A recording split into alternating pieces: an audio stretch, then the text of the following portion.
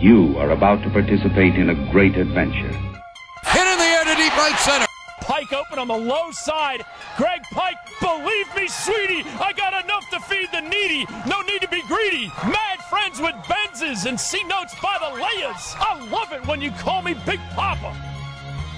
Hit is high. 5 seconds left in the game. Do you believe in miracles?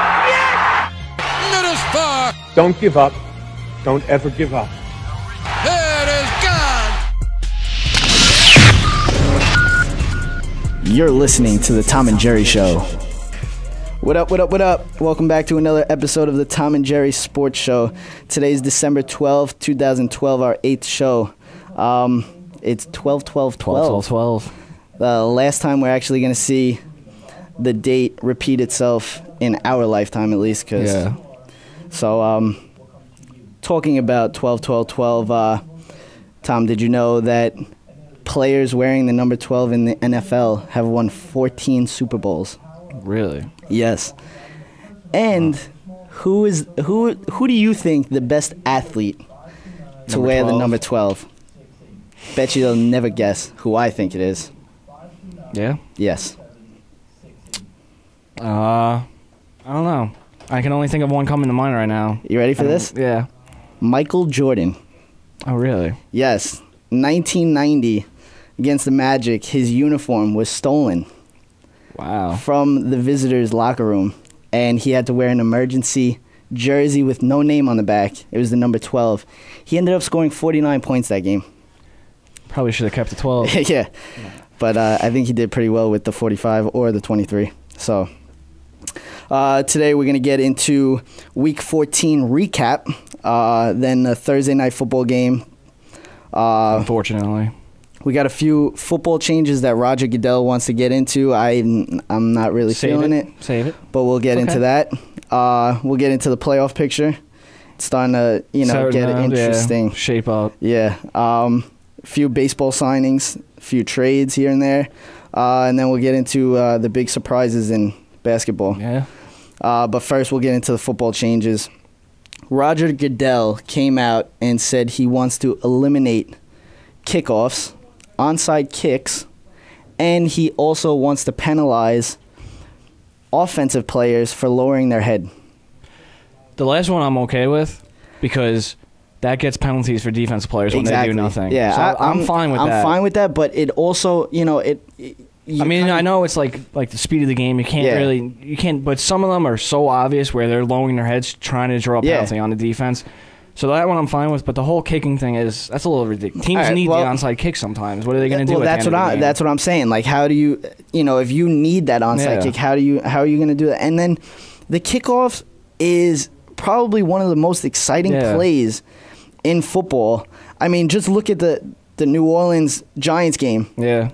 I don't think the Giants even get close to winning that game, or at least winning it, if they did win it, winning it as big as they did. Because Eli just threw a pick. Because they got a touchdown. And so then momentum's all for the Saints, and next David kickoff. Wilson takes that. Yeah. He was averaging, field position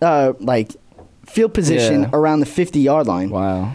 I mean, he was ridiculous in that game. There was no kickoff, coverage. If they take that away, Giants probably aren't winning. That's what I'm saying. Like, how can you take something so, big even out of the game? Yeah, like the kickoffs, like the whole safety thing. Like, it doesn't make a difference to me. Like, people are still going to get hurt. It doesn't matter. Well, that's what I'm saying. And you know what? They might even get hurt more because of all the changes that they're making.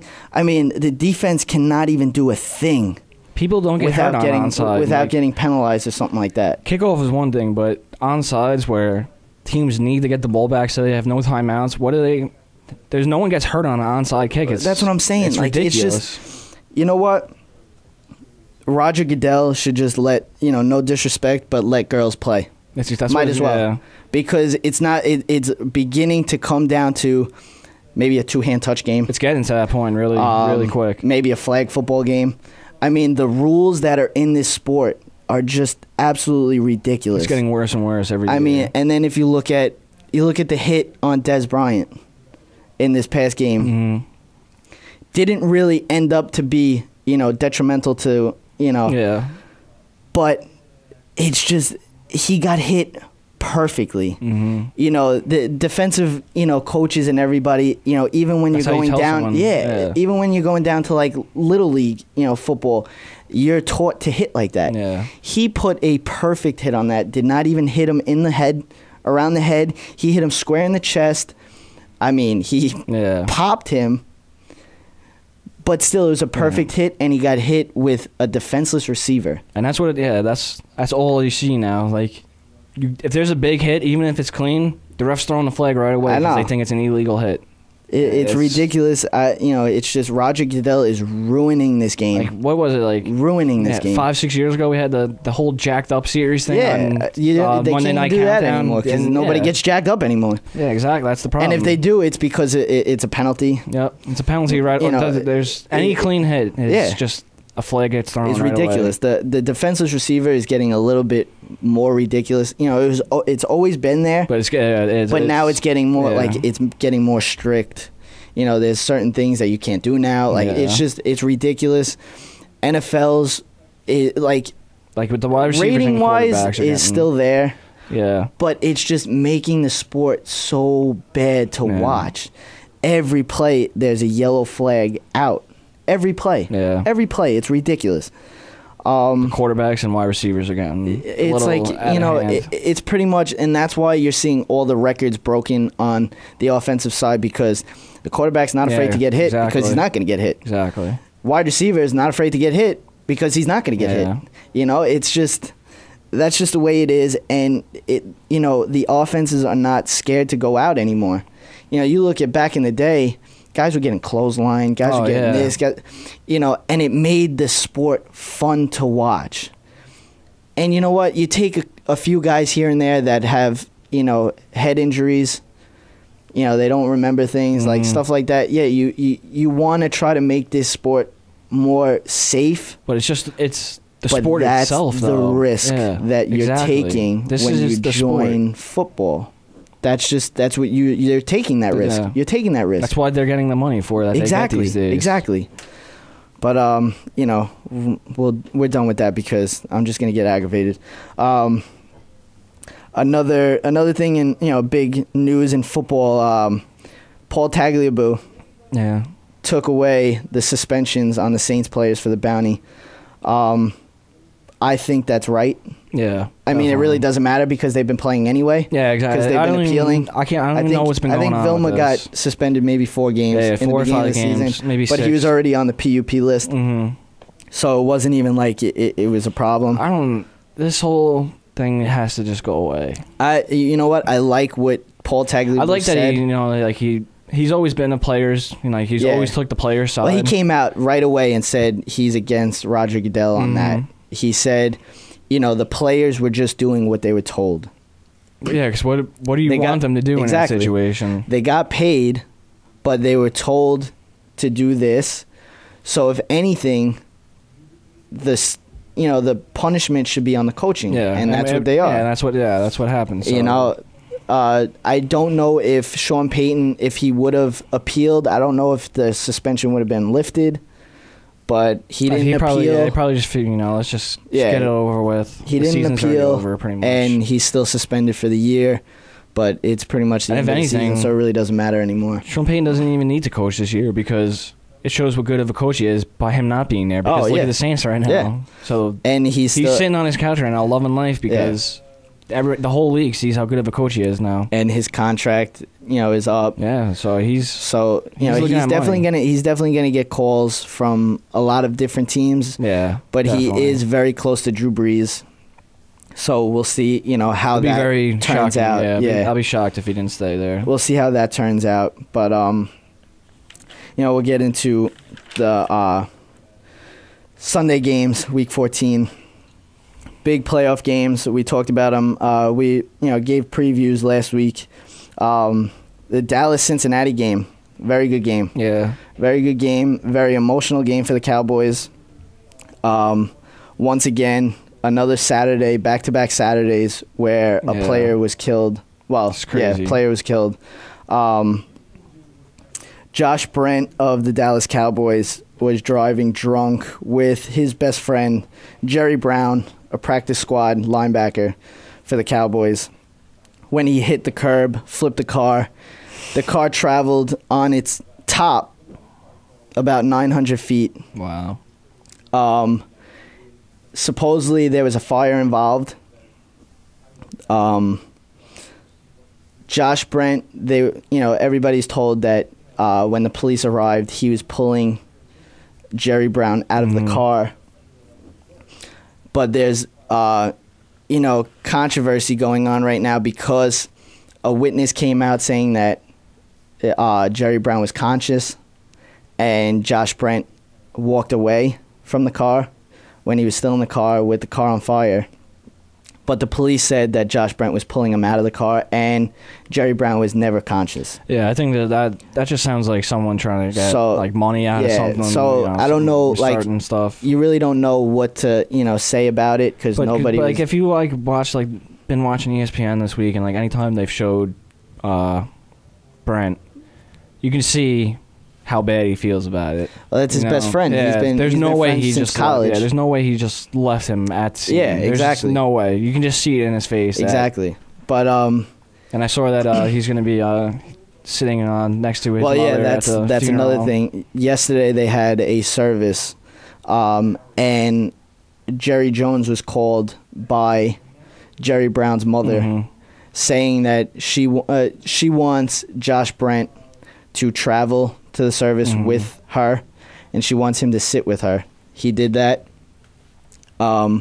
Jerry Jones also came out saying that the strength is unbelievable with Jerry Brown's mother. Yeah. She's, you just lost your son. Yeah. And she's being very strong about it. That must have been tough for him, though. Definitely. Sitting there, I can't. Definitely.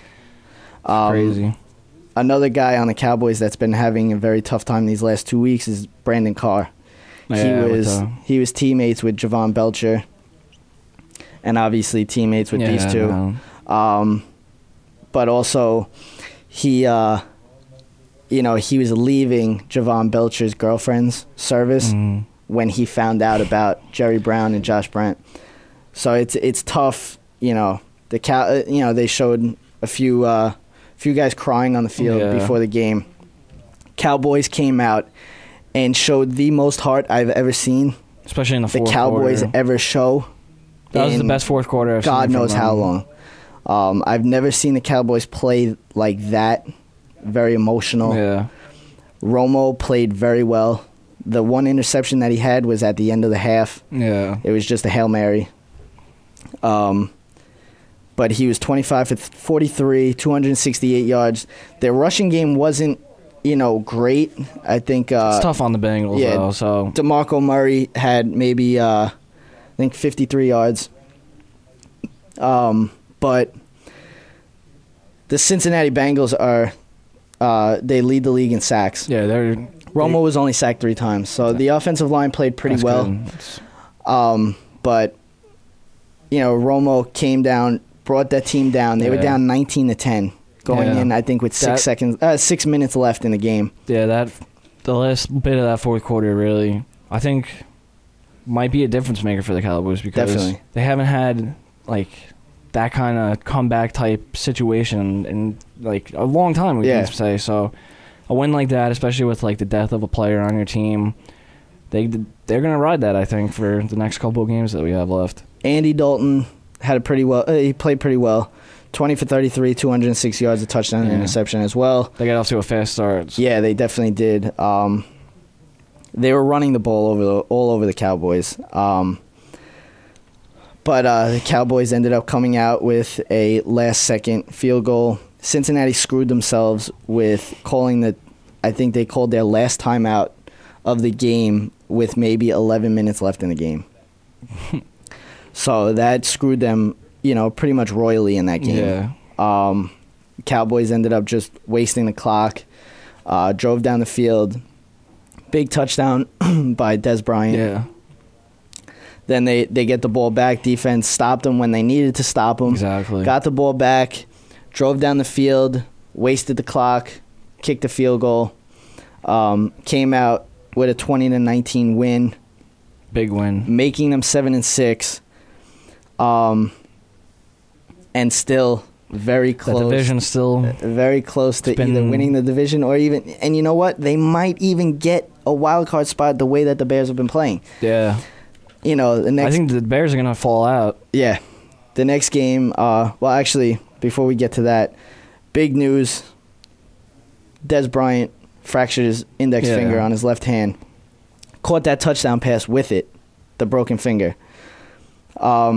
He says right now, at first they said it was torn ligaments in his finger. Now they came out, said it's a broken index finger. He came out saying that they're going to have to break his legs to stop him from playing. Yeah, I don't see him sitting out.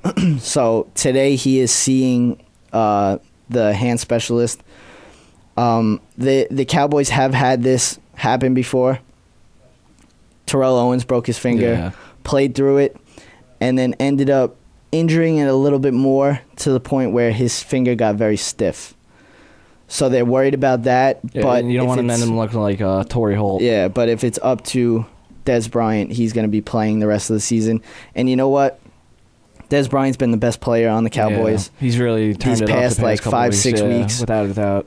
And he has 2 more touchdowns than any other wide receiver since the second half of the season started. You just wish they were in like a little bit better of a position, so maybe he could sit. Exactly. But right now they lose one game, they're pretty much out. Exactly. So that's why he can't sit. So it's big to have him play. If he doesn't play, I don't think the Cowboys even get into the playoffs. I mean, just because it's like a finger and it's not like, like a knee or something like important, I would just say throw him out there just for the threat. Even if you're not going to just tape it up, get him out there just for the threat. So, but I have to guess he's going to be playing. So. Yeah.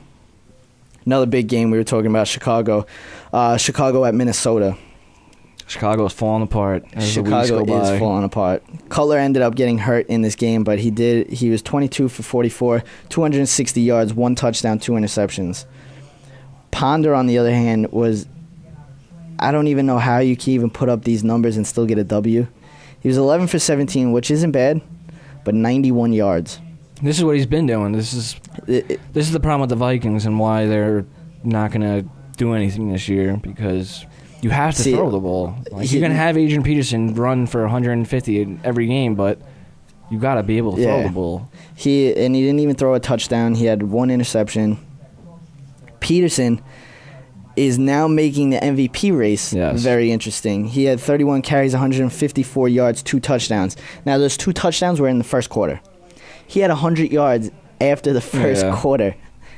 So, I mean, he pretty much torched the Bears' defense, which is a very good defense. Very, very good.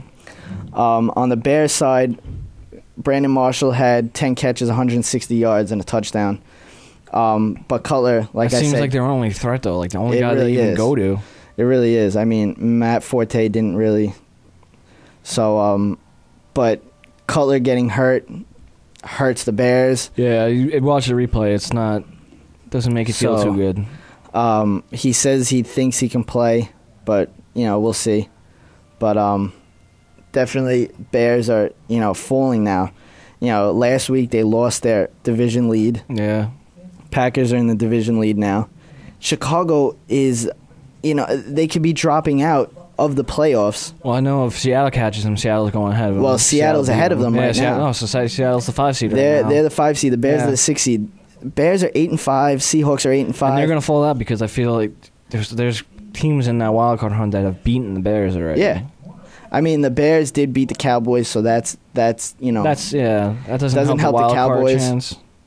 But but Chicago is definitely falling. I think they're gonna be their own downfall, though. Chicago, I mean, sort of has a tough schedule left.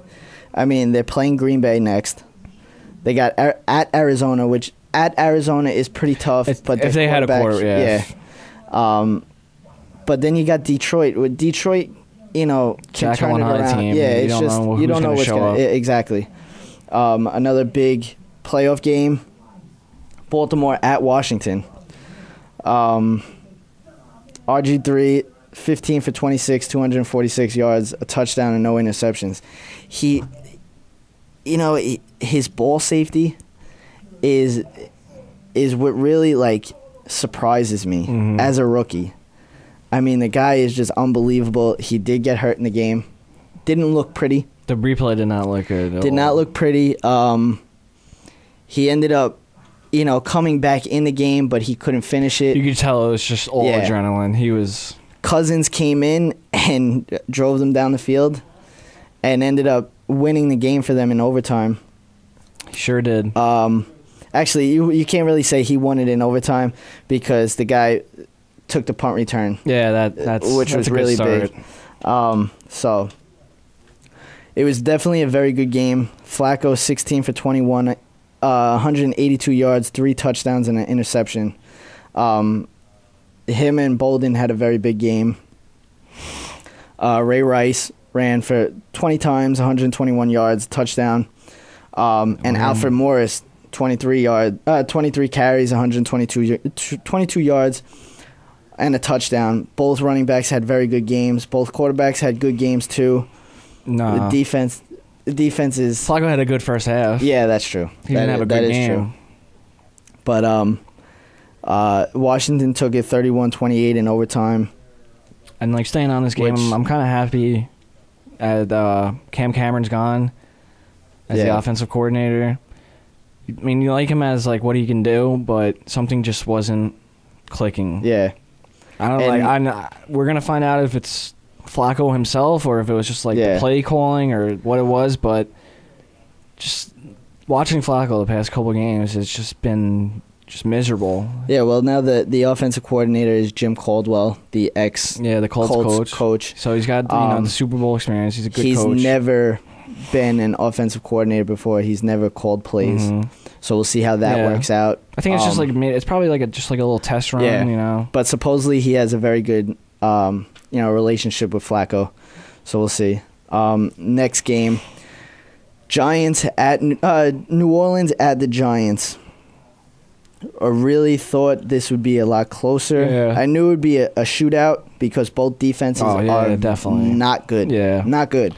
The Giants may have the front four. The Giants have the front four. That's not going to do anything on Breeze. But all season they've been nowhere. Yeah. So this year has really shown how bad their secondary is. Their secondary is bad. Their safeties are ball hawks. You got Stevie Brown, who comes off the bench and it's just been ridiculous for them lately. He's making plays. They actually just put him on the Pro Bowl ballot because of all the plays that he's been making for them. But Breeze, 26 for 43, 354 yards, a touchdown, and 2 interceptions. He always puts up numbers against the Giants' defense because the Giants' defense is not good, obviously. 354 yards, but they still get the loss. The 2 interceptions were big. This guy's just Breeze he has to throw a whole game because of his defense. Yeah. He has no other choice. Exactly. That's why he gets the 2 interceptions. I mean, and the sad thing is New Orleans' defense is worse than the Giants. Yeah. New Orleans' defense is historically bad at this point. It's just really bad. Eli Manning, 22 for 35, 259 yards, 4 touchdowns, and 2 interceptions. Honestly, both these quarterbacks should have had 5 interceptions in this game. Yeah, the dropped interceptions were ridiculous. And then you go to David Wilson, just comes out of nowhere. I mean, he's good, but he just came out of nowhere and had an unbelievable game.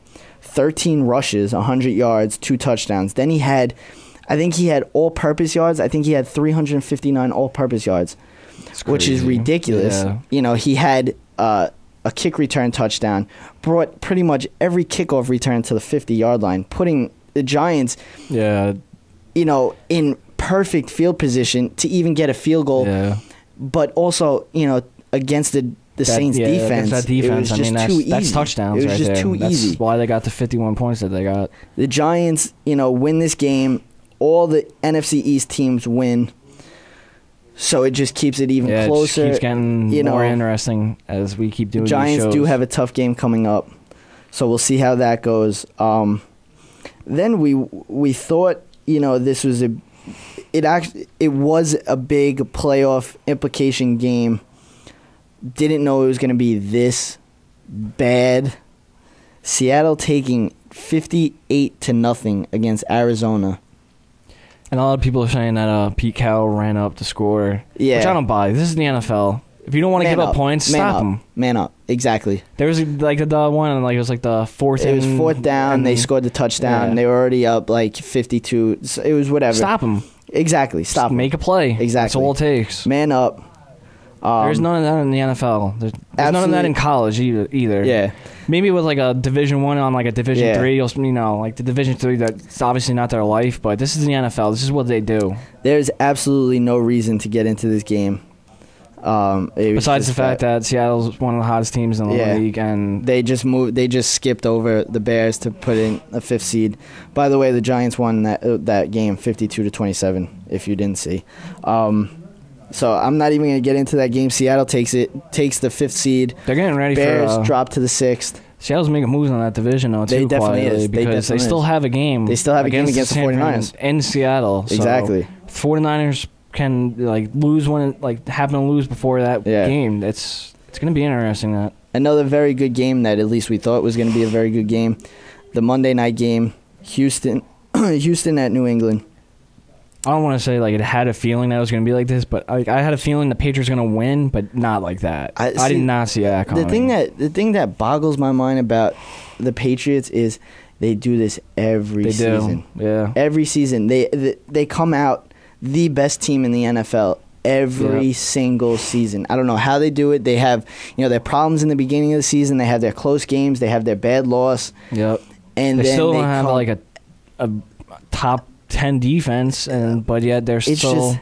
It's just amazing. Like they win 42-14 to arguably everybody thought the best Houston Texans were the best team in the league. Brady shut that down in the first quarter. Yeah, shut that down in the first quarter. Quick. He honestly, I think, is the best play-action quarterback in the league. I mean, he pretty much destroyed that defense on. And once he has a running game, it's amazing. Scary. They held this J.J. Watt to no sacks. He didn't even have a swatted ball. You got to think it like this just comes down to Belichick. Yeah, and some it's just magical way that he can. It's amazing. Just take guys that make plays on like opposing defenses and shut them down. Look at their wide receiving core. They have pretty much one very Welker, good wide receiver, and that's Welker. Then you got Brandon Lloyd, who's good. Very good. Yeah. He's very good, but he's not an amazing superstar. He's not top. Then you got Dante Stallworth, and then you got 2 tight ends. But then you still have Gronkowski out. Yeah, Gronk's out right now, but Aaron Hernandez had a very big game. Yeah, he's not a bad backup. But they pretty much torched their defense. Brady was 21 for 35, 296 yards, 4 touchdowns, no interceptions. All they need now is, I think they'll probably get to 2 seed anyway because Houston's only got 2 losses depending on what they do. But Houston gets 1 more loss, so New England is the 1 seed once again. Exactly. It's just. Schaub was 19 for 32, 232 yards, no touchdowns, and 1 interception. Did not have a good game, and Brady exploited that.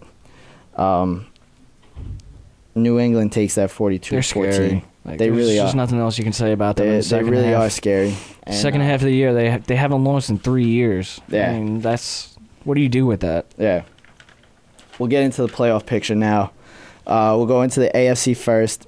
First seed, Texans, 11-2.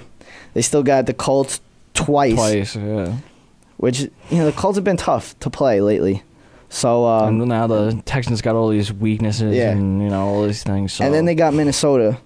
That's a tough game if they let Minnesota rush the ball like they've been rushing the ball with Adrian Peterson, that's a tough game. I think the Patriots take the number 1 seed. I could see, once you brought up the 2 games against the Colts, it's just like hit right away. They're most likely going to lose one of those games. At least one. Probably the game in Indy. You would Yeah. Then you got the number 2 seed Patriots, 10-3.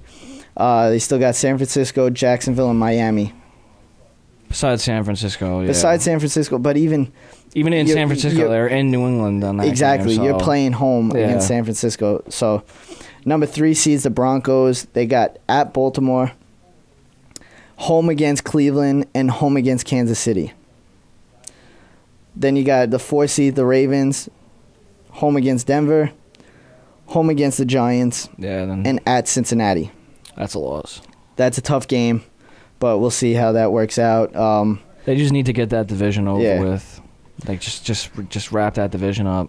The Colts are the 5th seed, 9-4. Like we said, they have Houston twice, and then they got Kansas City. The last seed is the Steelers. They got Dallas next, Cincinnati, and Cleveland. That's tough. 3 tough games. I don't think Pittsburgh's going to be able to make it with that. Especially when you got the Bengals right behind you. Yeah. 7-6, same record. Back-to-back division games are tough in that division. Exactly. Because of the defense.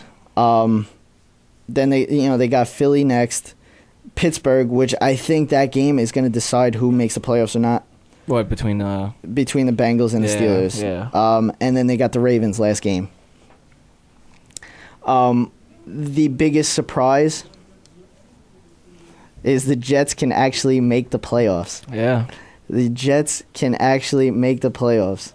They're 6-7, 1 game behind the last seed. They got Tennessee next.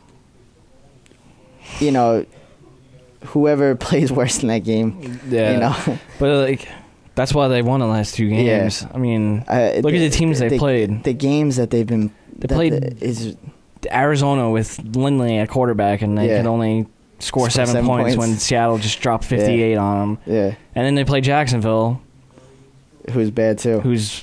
That was like, it's not even football watching those games. The Jets games have been very boring, actually. Not gonna lie. But they got Tennessee, San Diego, and Buffalo. 3 winnable games. Yeah. Don't know if they're San winnable Diego for one is tough. You know.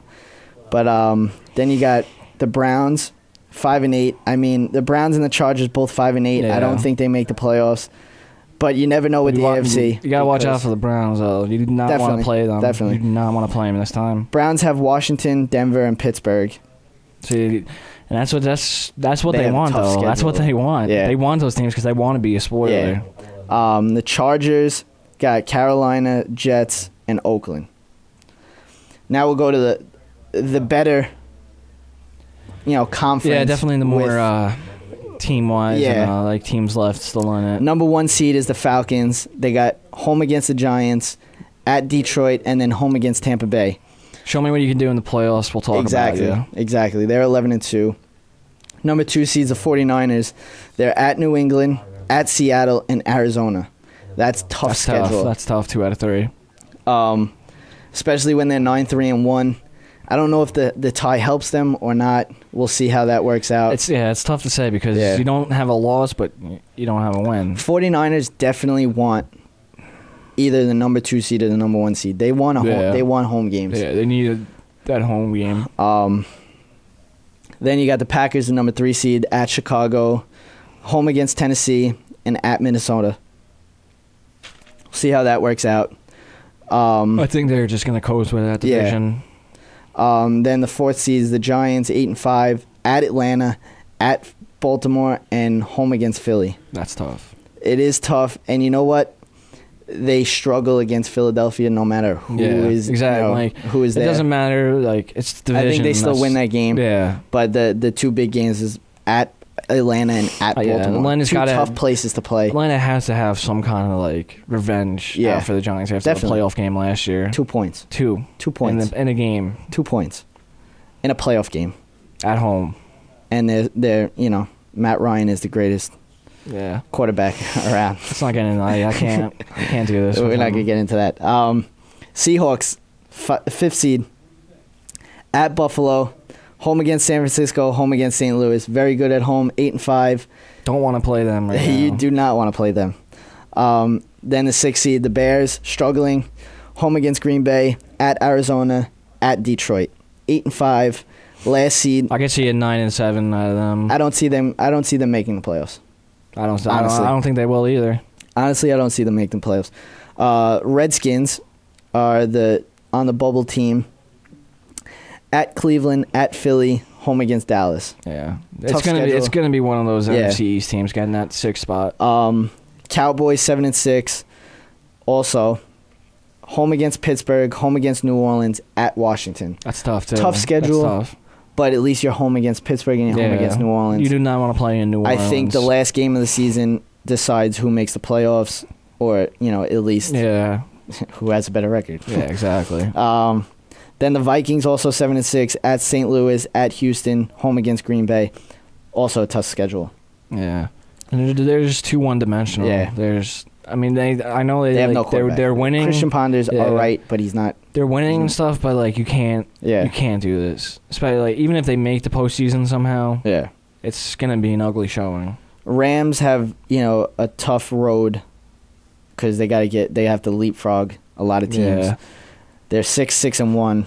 They got Minnesota, Tampa Bay, and Seattle. Got to give it to Jeff Fisher though. Yeah, definitely. That team was like horrible the past couple of years. Yeah. And now they got 6 wins already. It's crazy.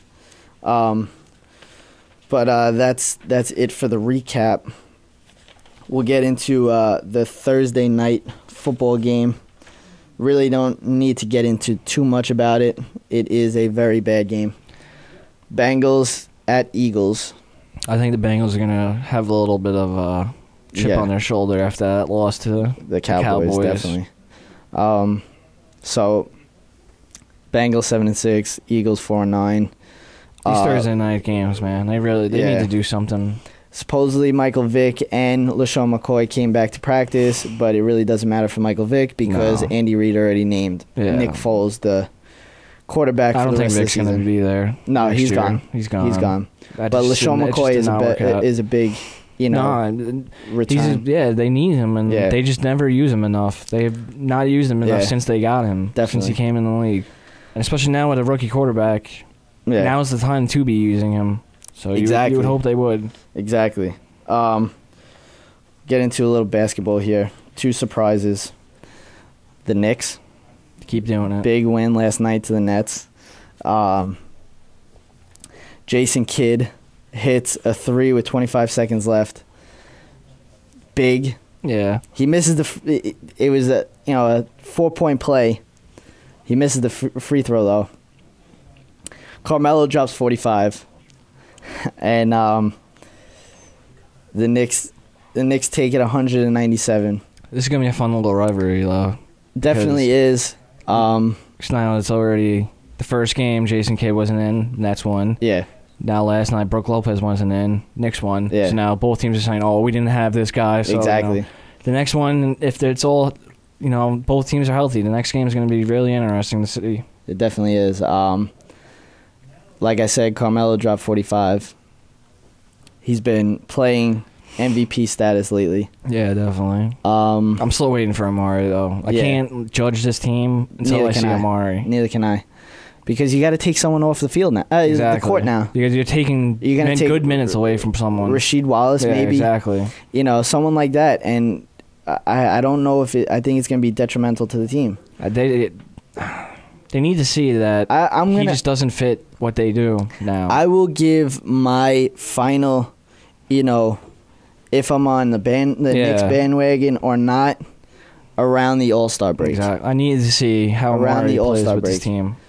Once I see around the All-Star break, if they're still the best team in the NBA, I'm all for the Knicks. Yeah, exactly. All for the Knicks. But right now, I think they're all hype right now. They're hitting every shot they throw up. They're hitting way too many shots. Every shot they throw up. Yeah. I guess you got to give credit to the offense, and this is what their offense is. It's set the picks, hit the guy for the 3. You're not going to hit threes you're not going to hit it and like this. Mid-range shots like they are. Exactly. You're not going to do it for a full season. So I'd like to see, what happens when they start to struggle. Yeah. If they can still pull out wins when they start to struggle. Exactly. That's when you know. When Carmelo has a bad game. Yeah. Or Tyson Chandler has a bad game, gets into foul trouble. Yeah. Something like that. I want to see what happens if they pull together. The bench steps up or something like that. They definitely have the capability, though. When J.R. Smith starts throwing up 45 shots or something like that, I want to see how their team does when that happens. Yeah, when their offense is struggling, that's what we want to see. Their defense has obviously gotten ridiculously better with Mike Woodson, but we still need to see that. I want to see the defense stay the way the whole defense has been playing the whole season. And we need to see Amari because... Yeah, we need to see how he fits into this. Exactly. Which I don't think he does. But Another surprise, big, downer, I guess you could say, is the Lakers. Steve Nash is still out. They don't know when he's going to come back because they just keep on coming out saying, oh, he's going to be back in another week. Oh, he's going to be back in another 2 weeks. Hasn't happened. They're still missing Nash. They're still missing Steve Blake. They don't have a point guard. Kobe's dropping 42. He's doing what he has to do, but he can't. He can't do it all. He can't carry the load anymore like he used to. Exactly, yeah. I mean, it's just, you're getting into, like, Dwight Howard 3 for 9 last night. He had, like, 20 points or 18 points, 20 rebounds, but they still lose the game to the Cleveland Cavaliers. The Cleveland Cavaliers. Kyrie Irving had a very good game. He dropped a double-double. He torched their defense. The Lakers' defense has just been non-existent. It's just ridiculous. It's just, their offense is there. Yeah, the offense is there. They're not hitting free throws. Not hitting free throws whatsoever. The whole Howard. It's ridiculous that they can't hit free throws. They lost 194 to the Cleveland Cavaliers.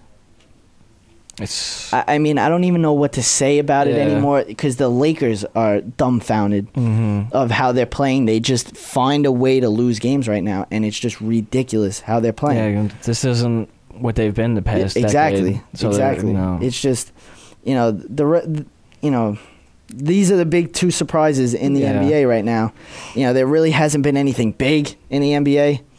The Heat are doing what they have to do. Spurs always do what they do. Spurs are doing. It's just a very quiet season right now because the NFL is doing. Yeah, it's in like the prime. It's very close. Yeah. Going into the playoffs, there's no hockey, but we'll get into a few MLB news here. Zach Greinke signs with the Dodgers for 6 years, $147 million. Just another $100 million payroll for the Dodgers. The second highest pitcher contract to CC Sabathia's 161. 147 million. Do you even think he's worth that kind of money? That's too much. I don't think he's worth that money. No. He's a very shaky pitcher. He shows signs of greatness. Yeah, he does. And then he shows, he kind of shows like an attitude kind of thing too. Like he kind of gives off like a little attitude vibe. I mean, the Dodgers are becoming the new Yankees. They're just dropping money on everyone they see. So I mean, we'll see how they need to. Like, I don't know. They need to realize going out and getting big names, but that's not how you win. Yeah. Just look at the Giants and how they won last year. Pitching prospects that they brought up themselves. Signed themselves. Catcher that they got themselves. Yeah. That's how you win. You get Pablo guys Sandoval through your system. Yeah. I don't think he's worth that money, but big surprise, Euclid signs with the Yankees 1 year, 12 I was surprised, because like I said, I thought he was going to go to Terry Francona. Because I thought they, with the whole Francona thing, they had something. But I was surprised by that, but that's a nice pickup. It's a good pickup for the Yankees. No, it is. Definitely is.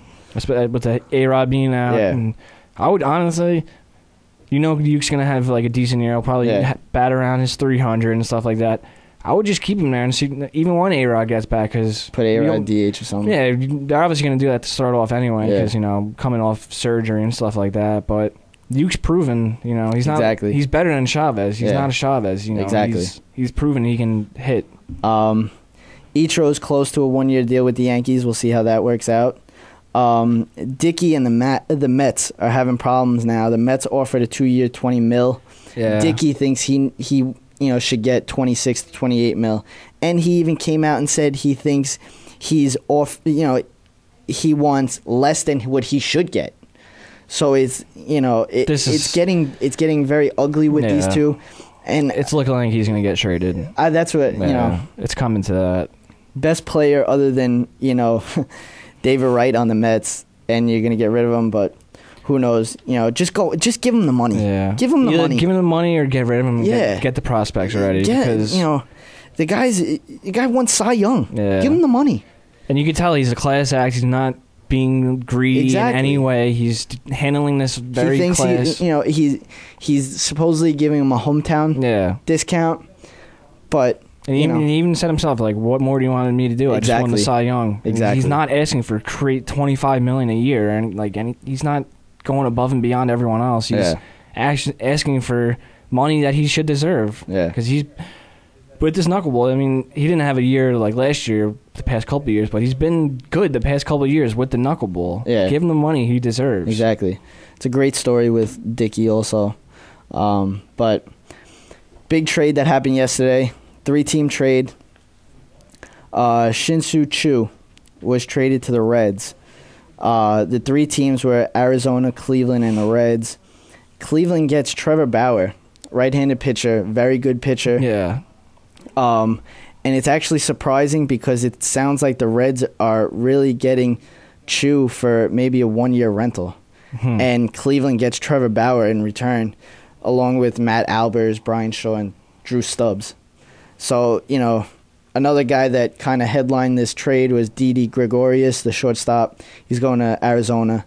So it's, I guess you could say it's a good trade. Yeah. Not a blockbuster, really. No. I mean, Shin-Soo Choo is a very good player. He's a good player. So we'll see how that works out for them. But, the Rays also did the trade the other day with James Shields. And that's true. That's just what the Rays do because they know they have the pitching anyway. Yeah. And they know Shields is going to want crazy money. Yeah. Ship him out of there and get one of the best prospects in baseball right now. Yeah. But, that's pretty much it for the show today. No other MLB news that we need to bring up. Obviously no hockey, but I saw they canceled games through December 30th. So. Now. Big ZD's better than chicken palm. Not even close. But that's about it. Once again, thank you for liking everything. Yeah. One of our shows is up to almost 2,500 views on YouTube. It's crazy. So expect big things from the Tom and Jerry Sports Show. Expect it, because that's what we're expecting. Yeah, I know. But thank you again. Remember, go out, like our Facebook page, TN as in Nancy, J as in Jerry, obviously, Sports on Facebook. Yep. Also on Twitter, Tom N as in Nancy, Jerry Sports. Jerry Naps on YouTube. Jerry Naps on YouTube. /Jerry Naps. JERRYNAPS, no space. And then, like I said, if you want to get us on Instagram or anything, everything is there. But that's about it. Tom and Jerry signing out. I'm Jerry. And I'm Tom. Be breezy. Thanks for listening to another episode of the Tom and Jerry Show.